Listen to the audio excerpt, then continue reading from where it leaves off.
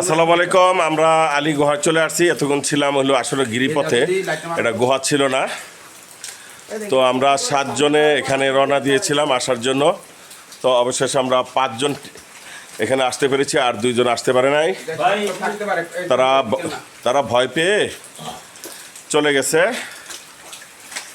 তো এই হচ্ছে গুহা, আপনাদেরকে একটু দেখাই। যদিও এটা মুখটা অনেক ছোট, কিন্তু ভিতরে অনেক প্রশস্ত।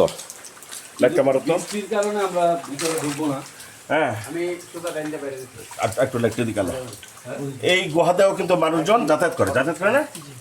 হ্যাঁ, অবশ্য আমাদের এতটা সাহস হয় না যে এই গুহা দিয়া আমরা যাতায়াত করব।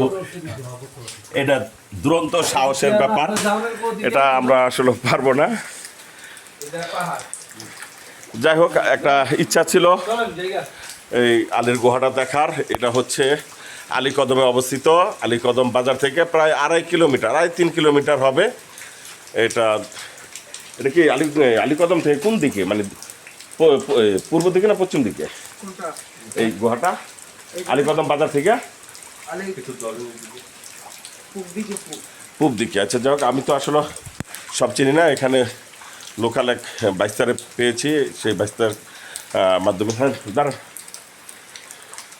আমাদের কোচি বাইরে সব মন চাচ্ছিল ভিতরে ঢোকার জন্য, কিন্তু আমরা ঢুকবো না বলে তারও মন মানে দুর্বল হয়ে গেছে। এ হচ্ছে আমাদের তোফাজ্জল ভাই, আলী ভাই। তোমার নাম কি বাইস্তা?